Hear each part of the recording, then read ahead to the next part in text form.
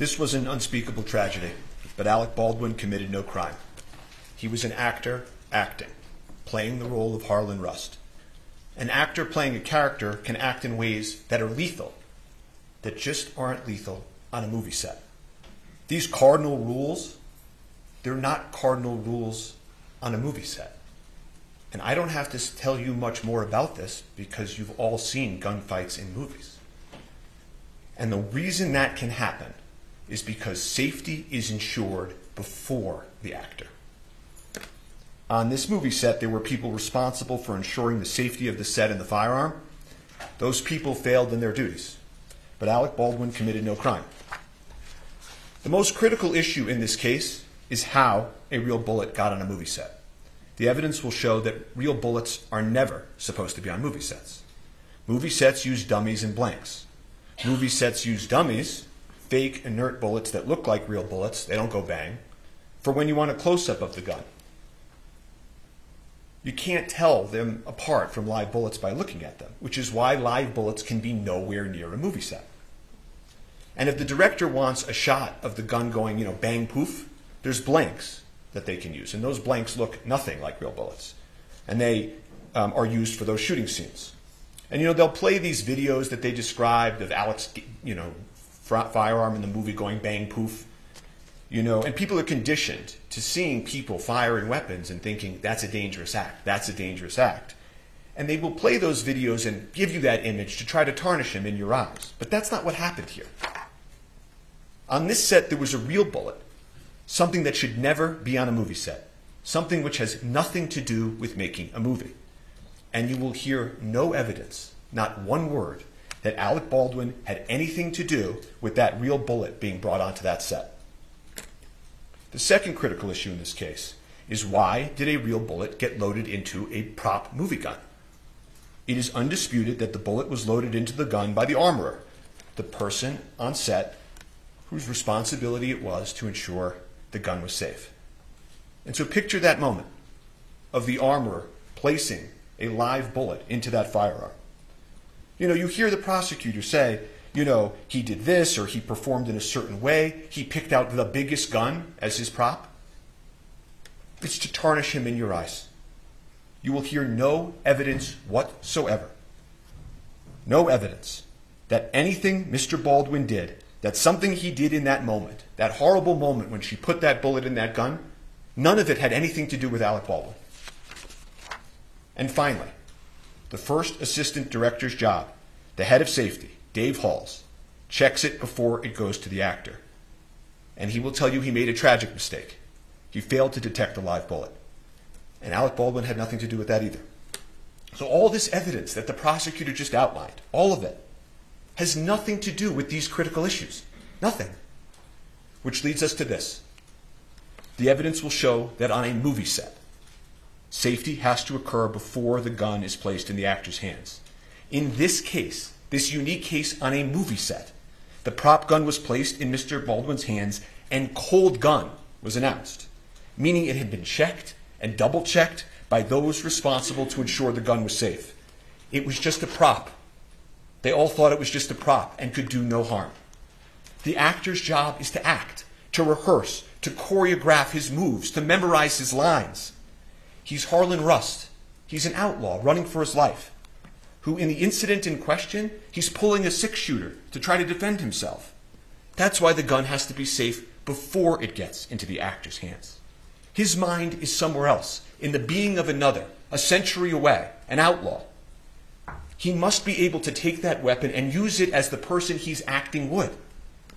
To wave it, to point it, to pull the trigger like actors do, in ways that would be lethal in the real world, but are not lethal on a movie set. And I'm going to show you that scene now before lunch. And if we could just play action.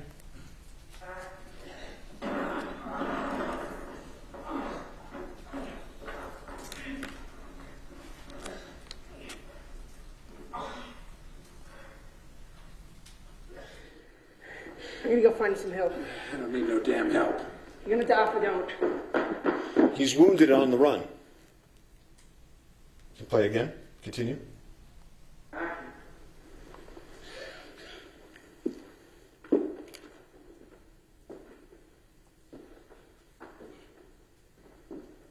Arlen Rust. Need you stand up nice and slow, tossing your weapons you have. He's on the church pew, bleeding, his hand gripping the revolver. He would defend himself against the men in the movie. Play. One more. You good? Ready?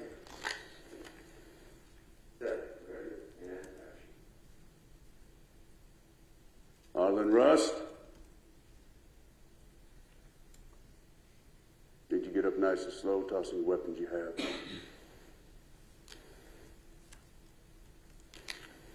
What help can I get right there? Joe, you want me to wait to give you that line till he lands? Okay. Till camera lands? Yeah. Yep. 7 minutes, one. Yeah. Draw your gun and look up and point your gun, okay? Okay, which way? Camera right or left? This side, for now. So camera left for now. I'll stand right here for you, Alex. So whip it out. Yeah. Okay, well, let me get this all greased. Ready? Yeah. Okay, ready? Okay, ready? Ready. And set. Ready, and action. Arlen Rust.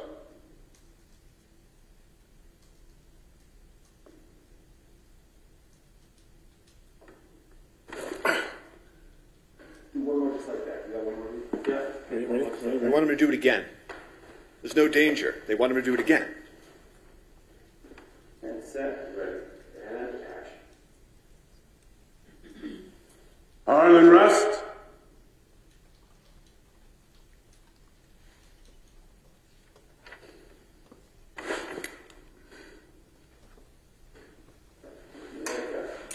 Nice.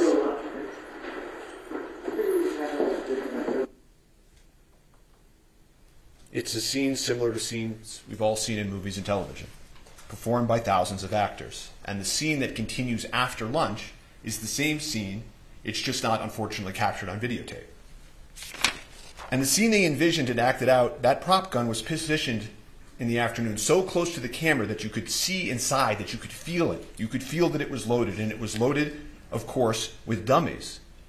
Dummies to make it look like a real gun. But this one time, one of those dummies was a real bullet. The real bullet was not known to anyone in that church. Amongst the actors, directors, and crew in the scene, everyone was doing exactly how they go about their business every day on a movie, not as if some lethal element had been included in the environment. You will see creativity and movement and everyone talking and vibrant.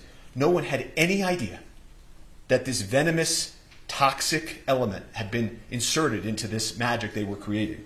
But it did. It entered that place. It killed an amazing person. It wounded another, and it changed lives forever. And so to find out what happened on that movie set, you need to do something that the prosecutors could never do. You have to step back and remember what they were doing on a movie set. What were Halyna Hutchins, the cinematographer, Joel Souza, the director, and Alec Baldwin, the actor, doing on Bonanza Creek Ranch? You know, movies and magic have always been closely associated. The first people that made movies were magicians. And this imagination that happens in movies, you know, King Kong, he can stand above a city, and Superman can fly, horses and snakes and gun battles. For this to all work, for cinematography, what Halyna did to work, for acting to work, you have to be so close to the barrier of real and imagined that the viewer feels that they're there, that it's real. The viewer can't see strings from the stuntman. The stuntman must leap. The snake must hiss. And guns happen in movies. All over this country for many decades. Bang, bang. You've all seen it. Guns have been an element of theater and film and television since the earliest of times. Depictions of war and combat. Spartacus. It stirs audiences because it feels real. Later films, Platoon, Apocalypse Now, they showed the unvarnished realities of war. This ranch in Santa Fe, it had been the scene to many gunfights and movie scenes, well before Alec was even born. Laramie, Butch and the Sundance Kid, and these westerns.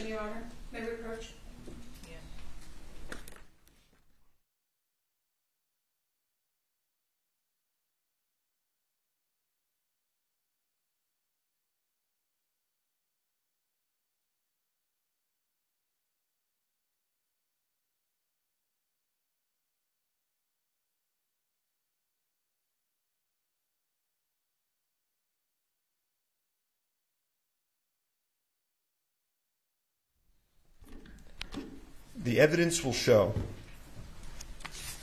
that guns are in movies because movies are about people's lives and guns are in people's lives. So let's talk about the evidence and how the lethal bullet got there. How did this happen and how did it unfold? The evidence will be the following. Everybody on a movie set has a role. The armorer armors, the director directs, the actor acts. They work in harmony, but they have a division of responsibility.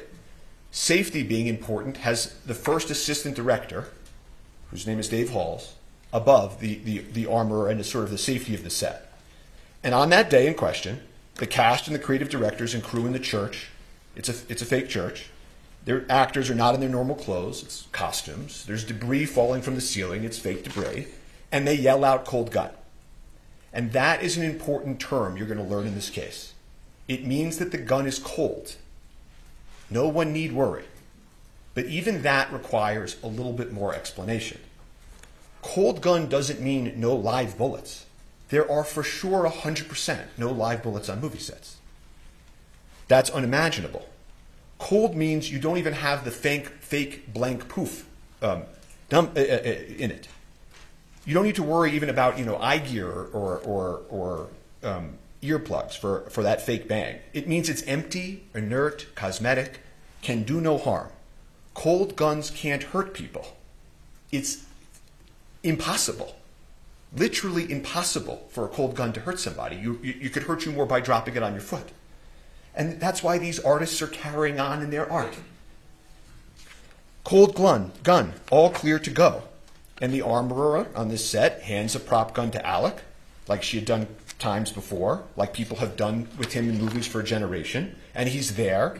He's in the movie set church with his movie set gear and his holster, and he takes his movie set gun. And he's deeply focused in that moment on his character. The artists, the crew members, they're moving around him. Again, no eye gear or earplugs, nothing to protect against. They carry on. They practice. They rehearse. They take a lunch break.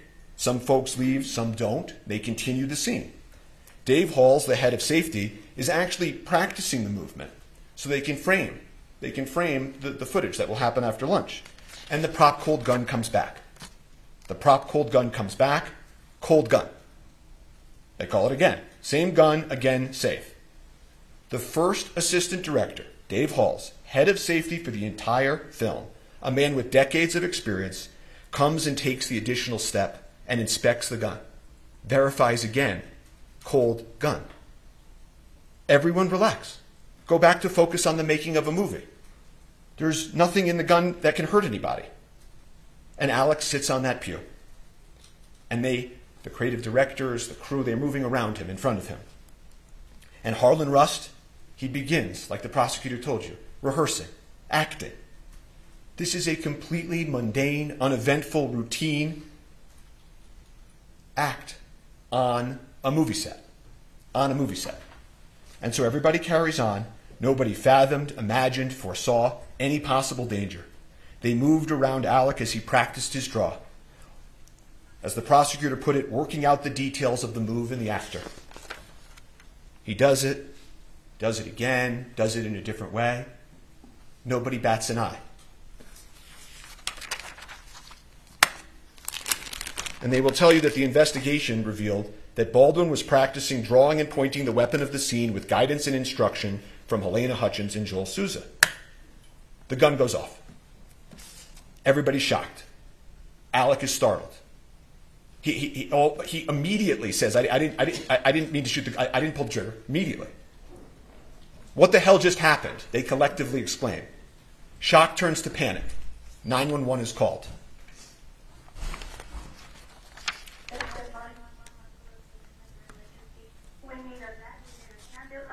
Out at Bonanza Creek Ranch right now. We've had 2 people shot on a movie set accidentally. You said someone was shot? 2 people accidentally with gunshots at on a movie set, Bonanza Creek Ranch. Okay, Send it.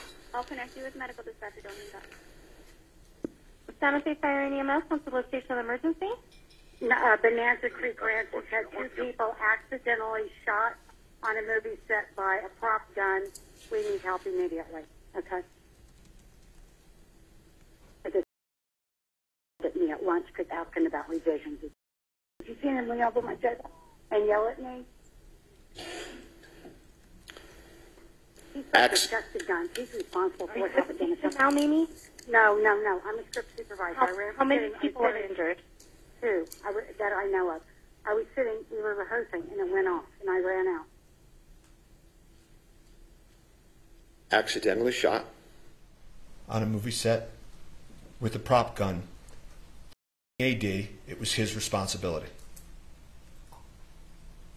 Not a word about Alec Baldwin.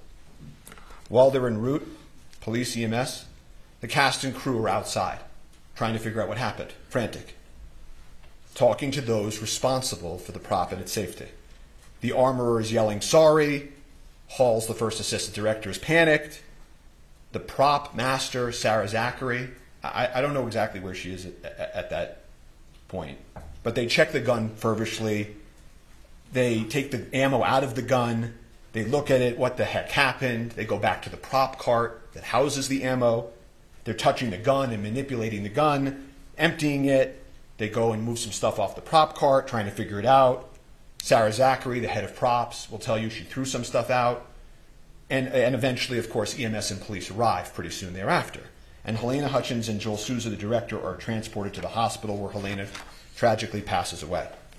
And I'm not going to be asking questions about her condition after she was wounded or the medical interventions that followed. Her injuries, the efforts to revive her, are not in dispute in this case. The evidence will be there. The prosecutor may present some of these emotionally charged images, but we're not going to be asking questions about that, and it's not an issue in dispute in this case. You jurors are allowed to ask yourselves whether or not that should be the focus or the focus should be the evidence. So police enter the scene. They have lapel cameras. Thank God they have lapel cameras. You want to see what happens? The evidence will show you can play the videotape. Want to see if they take the right gun? Play the videotape. Want to make sure what the people said or did they're remembering correctly? Play the videotape. And so they immediately recover the prop gun and they secure it. That's off to the side. And the reason that you preserve things in the moment is so that you know what existed in the moment, the evidence in the moment, the people and the witnesses and what they said in the moment. These folks, the members of Rust, they'd never been through anything like this before. That is why what they originally said matters so much in this case. If you remember anything I say today as the evidence proceeds, remember that. Look at the evidence of what the people of Rust said and did that day. Life changes, memories change, there are human motivations, internal pressure, external pressure. That's why preservation is so important. So the police continue. In terms of the prop cart and the prop ammo that's on the cart, it's manipulated, altered, kind of messy. And, you know, at this accidental shooting on a movie set, the police begin to make some mistakes. No one had ever investigated a prop gun on a movie set before. They recover the prop gun, but they don't wear gloves. They don't have the prop car inside the crime scene. Someone moves it onto the crime scene. People start touching it and showing, okay, this is a dummy, this is a blank. And then they make another mistake that matters in this case with some more significance, which is that they don't secure the prop truck that houses the cart. See, that cart that they roll off comes from a truck where all of the ammunition, all of the firearms are, and that's where they're stored. They don't secure the prop truck for several days. And then the prop house that supplies the truck, that supplies the cart, they don't secure for over a month. A lot of mistakes. They had never investigated a case in a movie set. But they had the prop gun. That was key. And so they needed to figure out where the live bullet came from. They had the shell casing, Starline brass. That's the sort of make. You'll hear that phrase, Starline brass. And the police were right to focus on that. That was the lethal element. And so they work outward. Makes good enough sense. Folks around the ammo and the gun to be interviewed at the precinct. The armorer at the precinct. She loaded the live bullet. Halls, head of safety, he double-checked. And Alec walks up to the police. You'll see this early today. And he says, I'm here, whatever you want to do, whatever you need me to do. Just tell me where to go. And Sarah Zachary, the prop master who threw out the stuff at the cart, they missed her that night to bring to the precinct. But the rest of them at the precinct. And thankfully, we have the lapel cameras. And then they cleared the gun outside after his request, and I witnessed them clear it and saw the bullets. Okay. So only one was. The one that was yesterday, the one that fired, we don't know, but all the other ones were proper. I can pause this. I can turn this off. Move on.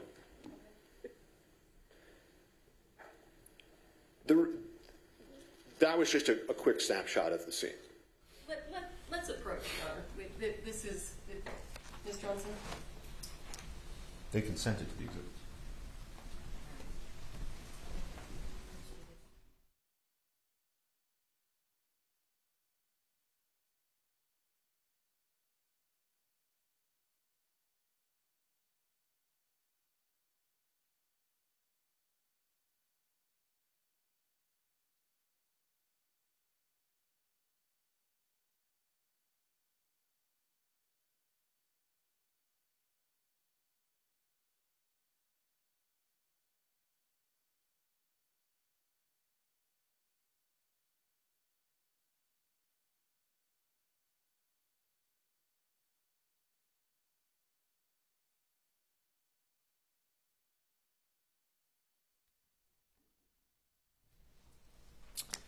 The remaining witnesses from inside the church are interviewed on the scene. They're interviewed with lapel cameras. They're interviewed by the lead detective, Detective Cano. And those witnesses, some of them will come in here and testify. And not a single one of them will tell you anything different than what I'm about to tell you about the evidence. The gun was double-checked, verified it was a cold gun, not an actor's responsibility to check. Safety was ensured before. Alec was doing his practicing, his rehearsing, his movements. People manipulate and point guns on movie sets. The gun went off during the rehearsal. No one saw him intentionally pull the trigger. It was obviously a tragic accident, but Alec committed no homicide. Alec took the gun from those charged with its safety. He did not tamper with it. He did not load it himself. He did not leave it unattended. It completed his costume and his character. It was an actor handling a prop and integrating it into the character of Harlan Rust.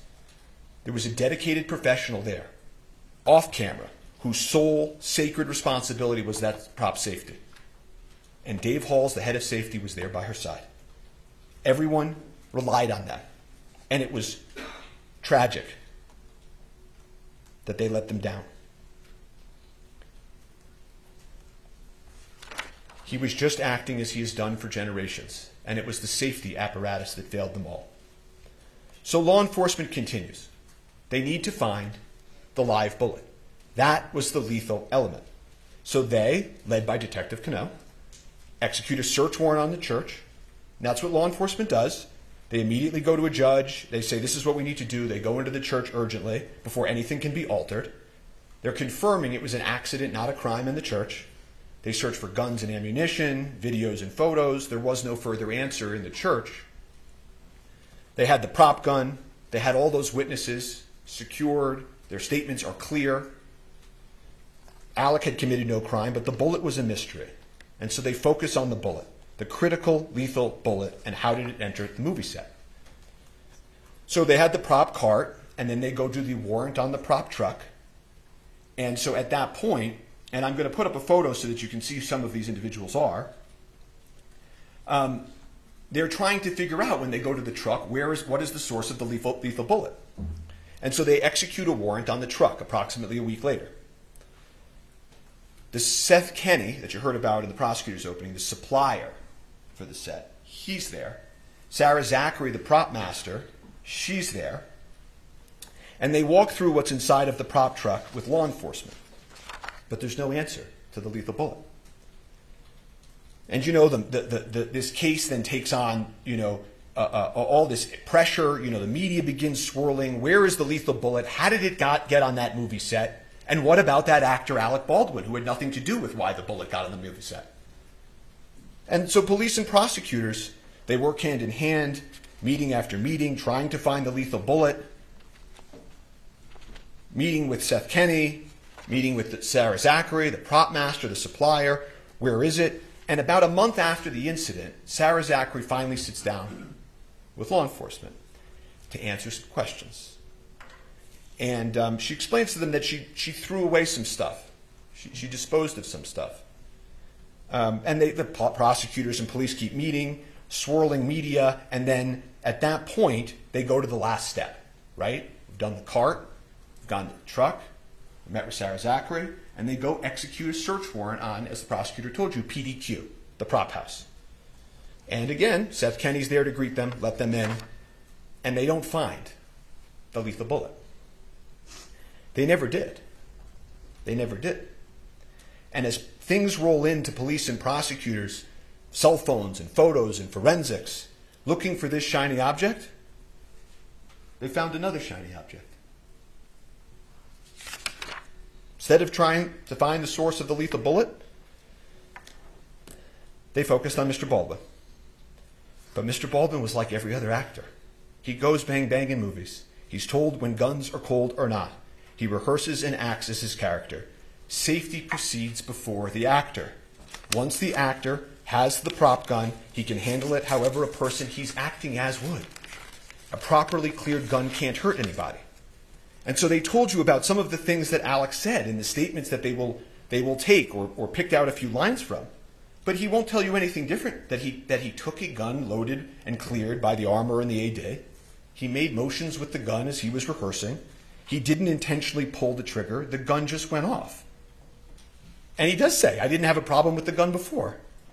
And this idea, that they said that he didn't want to check because he would offend them, in this moment, he's been doing this for 40 years, the evidence will show. And he has habits, and there are also SAG guidelines that tell actors what to do and what not to do. And the SAG guidelines don't tell actors to check the gun. You will see them. That's not the actor's role.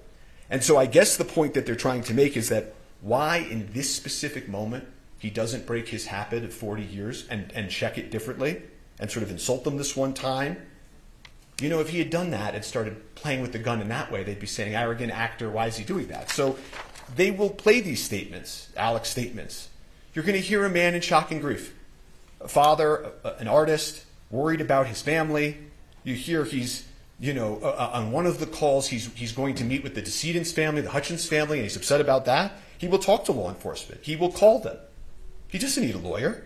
He didn't commit a crime. He will call them and offer to meet and speak over and over again. And ask anyone in the acting world. Actors know. Actors rely on armorers and point guns and shoot guns. The Armorers Act, what they did, is clear and proven. The head of safety, you will learn, took responsibility for his verification failure. But Alec committed no homicide. So law enforcement didn't have a homicide case against Alec Baldwin. But they changed the question. You heard the prosecutor tell you about this. Did he pull the trigger? Did he pull the trigger? Did he intentionally pull the trigger?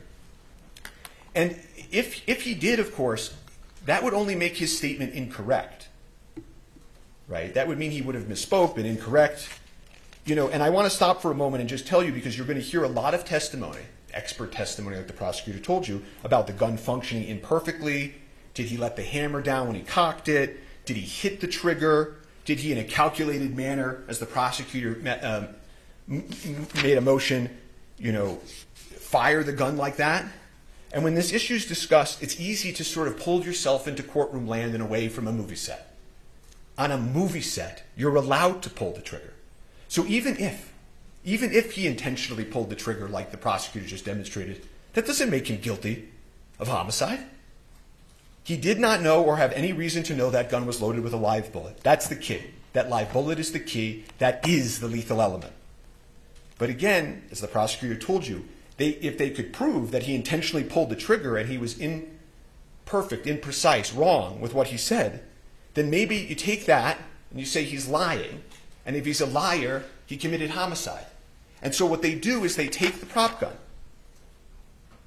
They're blinded by the shine. They're blinded by trying to disprove Alec. They take it and they order a destructive test on the firearm. They order the FBI to take a test that they know will destroy the firearm. It's a pointless, unnecessary test where they blindly try to make this big case by taking a mallet and smashing the firearm.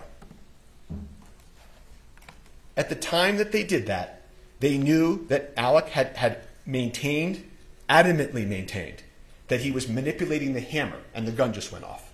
that the witnesses said it went off out of nowhere, that there are these accidental discharges that happen on the set, that guns have issues in the real world, that this gun had a hair trigger, and the owner's manual of this specific gun actually says that if you load it with a live round or any round in the chamber, in that last position, and you drop it like you see a cowboy in a movie, this type of old cowboy gun can accidentally go off.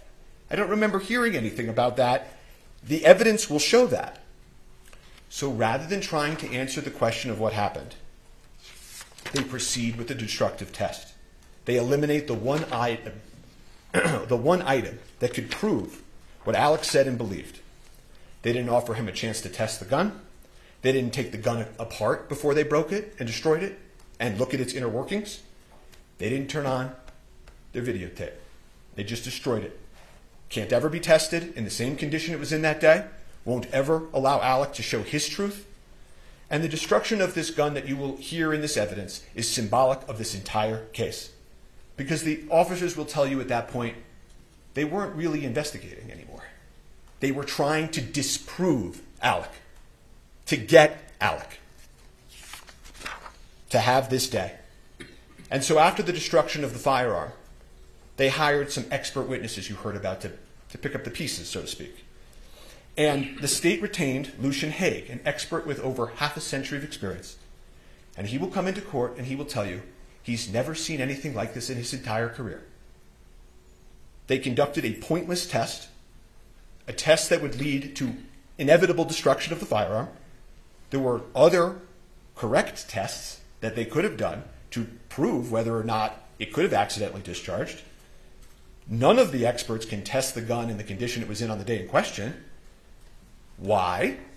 Not because of something that Alec Baldwin or the crew members of Rust did. They were all clear. The gun just went off. But because of something that law enforcement did.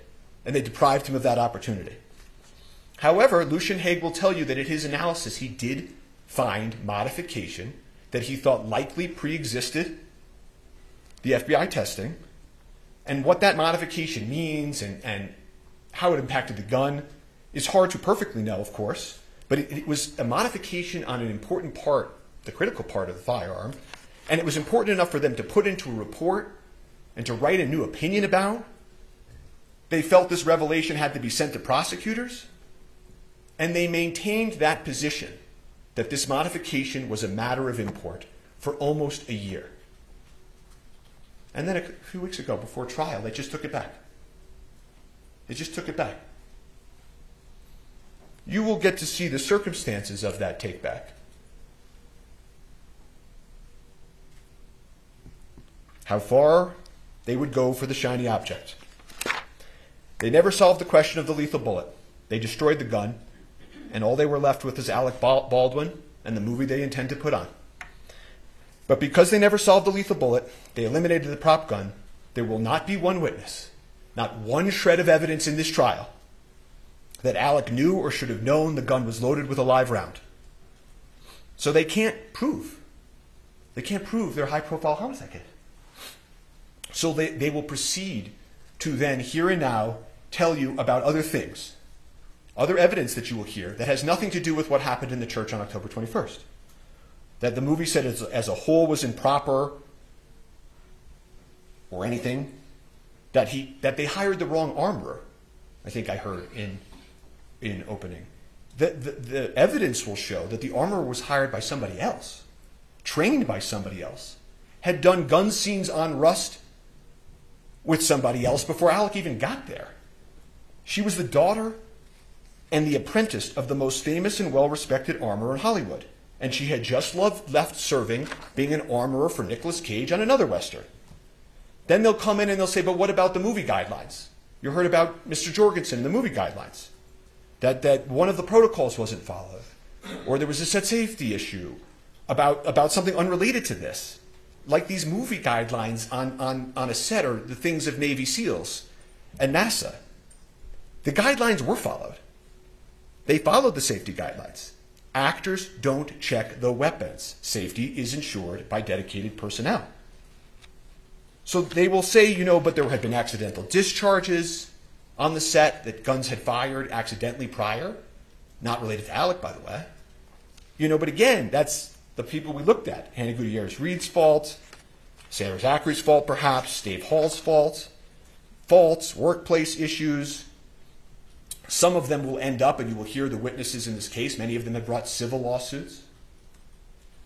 And you'll hear that, in those civil lawsuits, they're presenting evidence to try to meet a burden, not a criminal beyond a reasonable doubt homicide trial burden, but they're going to try to prove their cases in civil courts.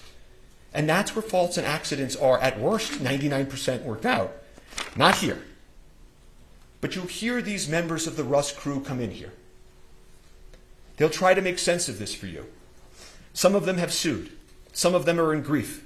Some of them are in grief and have sued. And part of this grief they feel, that everybody feels, is understandable. And what they will do is they will tell you, if only we had had a second armorer. One of them will say, if only Dave Halls had checked better. If only the camera hadn't been right there and Ms. Hutchins wasn't leaning over the camera. If only I myself did this. If only Alec did that. This is natural, their testimony. It's part of the human condition. It's part of grief. Objection, Your Honor. None of them knew. Yes.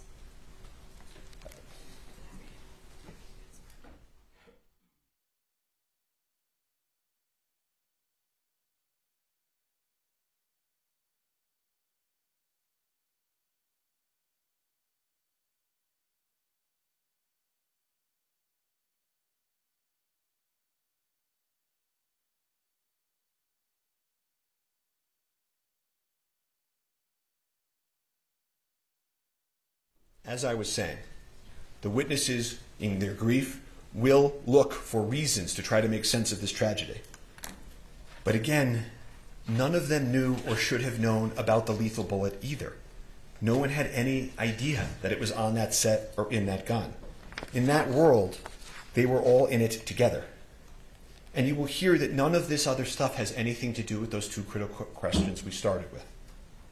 Why there was a live bullet on set, why the armorer placed it in the gun, and of course, why the head of safety failed to detect it. None of it speaks to whether Alec knew or should have known those things. He didn't. No one on that set did. It was not foreseeable. You will hear that word from the witnesses and from eventually the instructions. Foreseeable. This was anything other than foreseeable. And they must prove beyond any and all reasonable doubt that this was foreseeable. Total indifference to human life, that death might occur. He's an actor. He's an actor. But here we are at a homicide trial. And so they will pull witnesses, and witnesses will be cross-examined. They will push themselves to the edge of truth and beyond. These things about, Alec didn't notice this or Alec didn't notice that. I want to make sure that you're clear on something that the evidence will show. He had been filming on that set for a handful of days. The evidence will show he had just gotten there. It's not as if he had been there for months and months and noticed things and failed things. He had just gotten there.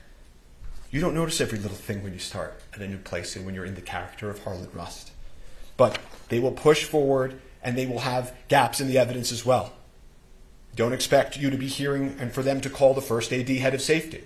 I don't know if you'll be hearing from the lead detective, Cannell, who investigated this case, the lead detective, or the sergeant that supervised him, Sergeant Zook. I don't think you'll hear from Mr. Schilling, who was the lead investigator for the prosecutors. And so as you hear this, you jurors can assess about that gap of evidence. And there's one thing that I can tell you will not hear also. You will not hear from an actor or an expert in acting. And so they will play the videotapes of Alec Baldwin, the actor, acting. They will show you perhaps over and over again him in shooting scenes. Bad Alec shooting a gun the wrong way in a movie scene. They will try to get you to picture that and forget that this was a movie set in the first place. And you will see actors in a Western acting. And your mind might go to your favorite gun scene in your favorite movie.